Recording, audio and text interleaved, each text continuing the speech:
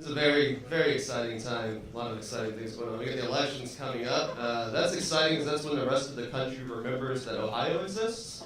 Yeah, they call us the swing state, you know, but nobody's asked me to sleep with their wife yet.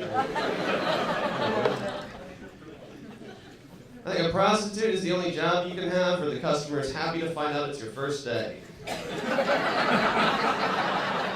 won't have that anywhere else, you know? You open at the grocery store, the line's taking forever, you're like, what's going on? The cashier's like, sorry, it's my first day.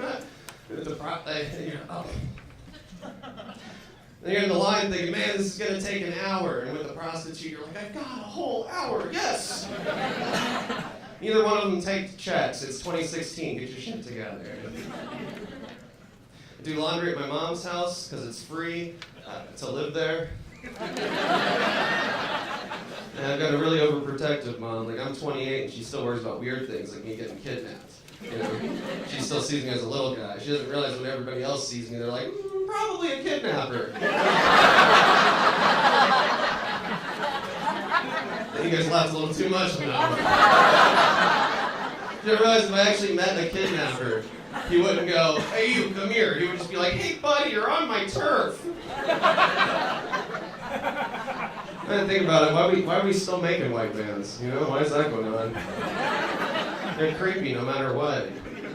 You think all the manufacturers of white vans would get together and have a meeting? All the bigwigs there at White Van Co?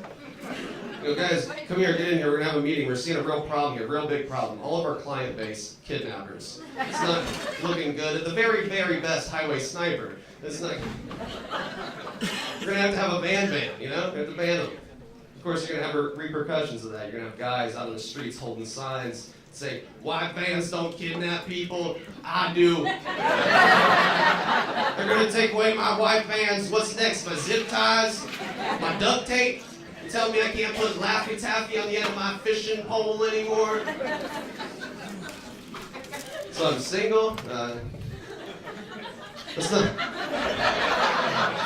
not the beginning of a new joke. That's the end of the previous one. I do think I'm a good boyfriend, though. I once had a girl tell me, you've shown me everything I've been missing in a relationship. I said, well, thank you. She goes, yeah, it's right over there. Goodbye. I heard it all over there. It is a little sad. She was a very pretty girl. She was half Cherokee and a quarter Wrangler. She's a very strange girl. You know, she used to keep a pet imitation crab. And it's a stupid one, but I like doing it. I know things between her and I would never work out. You know, she didn't respect me, and I could tell because she used to lay down toilet paper before sitting on my lap. It's fair. I don't know how else it's been there. Once asked her if she wanted to have kids. She said we weren't ready, but little did she know I'd been taking needles and poking holes into all of her birth control pills. It didn't work. That's not how that works. I think next time I'm just gonna find a girl who already has some kids, you know, fulfill my lifelong dream of becoming a stepfather, much like my stepfather before me and his stepfather before me. If you're not laughing, I'm guessing your parents are still together. Good for you. I don't know, man. It can be hard to date, you know. Like I said, I'm 28, you know. And like there's reasons I'm single, and I know what those are. You know, but like when I meet someone my age who's also single, it makes me go like, what the fuck is wrong with you? You know? Like dating your late 20s is kind of like shopping for a pumpkin on Halloween day. You're like, yeah, there's some dents and scratches in it, and as long as I face the right way out from the house, it'll look like me and the pumpkin are happy. It'll look like a pumpkin who hasn't already slept with most of my friends. So there I am, walking through the clearance aisle of life. You gotta be fun to be in a relationship. Man, I'm not fun. I don't like fun. Sometimes my friends will call me and go, hey, let's go do this thing. I'm like, nah. And they're like, come on, it'll be fun. I'm like, ooh, people smiling. I'm basically like the villain out of a child's cartoon, where I'm like, when I rule the world, there will be no more fun. All bedtimes are at 7:30. I just look like Gargamel, a gray blob with a brown patch on my back. On Halloween, we give out dental floss and chores. I think I just need to start taking better care of myself, you know? I really need to start taking better care of myself. Like I'm not an organ donor, you know, because I don't want to give anyone false hopes. Been a lot of people on that list for a long time. The last thing they need is a doctor walking in and going, "Good news, everybody. There's been a young man in an automobile accident, obviously, and what we have for you is oh shoot, this kidney has a hole in it. Excuse me, sir, we finally have the materials needed for your skin graft. One thing, how do you feel about being yellow? Is that going to be a problem?" I usually have a beer when I do that joke, so you guys can go, he's unhealthy. I don't know. I do have a plan to start taking better care of myself. I do have a plan. Step one, I've been doing this thing I call fake sober. Fake sober is when you end up doing weird things like drinking coffee in bars, which I find ironic that one of the most telling signs of alcoholism is sitting in a bar and not drinking alcohol. Like, you can go up, order a beer, a few shots, people are like, he's having fun, he's celebrating. As soon as you go up and get a Red Bull, everyone's like, oh my God, that poor guy, is he okay? Does he need a ride? It's, I don't know, man. Like hanging out at the bar and not drinking is like hanging out at your favorite crack house, eating rock candy. Like I can still hang. One of you guys. It was scary to stop getting drunk, man. I started thinking, like, what am I gonna have to do? I'm gonna have to develop a personality, make eye contact in conversations. How am I gonna tell strangers that I love them? It's just not working out. Like, if you think I look creepy now, imagine me in the corner of a dark room drinking water. It looks like I'm planning something.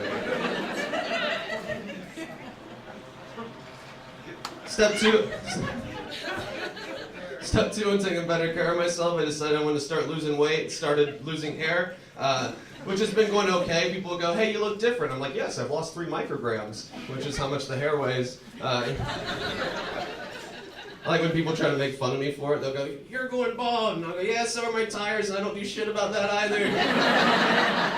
It's costing me money. That's my gas mileage, you know? If anything, going bald is saving me money when I stick my head out the window, trying to sober up down the highway. It's less wind resistance. I've been making up excuses for myself. I keep telling myself, no, this is just my baby hairs falling out. The real ones are going to be coming in any minute now. It's gotten to the point that when I'm out at a restaurant and I find hair in my food, I don't even send it back anymore. I just stick it on my head and go, finders keepers! Excuse me, waitress, I don't mean to make a problem, it's just I found this hair in my food. She goes, I'm very sorry, let me get you another one. No, wait. Is there more? Does that cost extra? Keep it coming. I will pay 25 cents a cup. Step 3 in taking better care of myself. You guys remember that's what we're still talking about.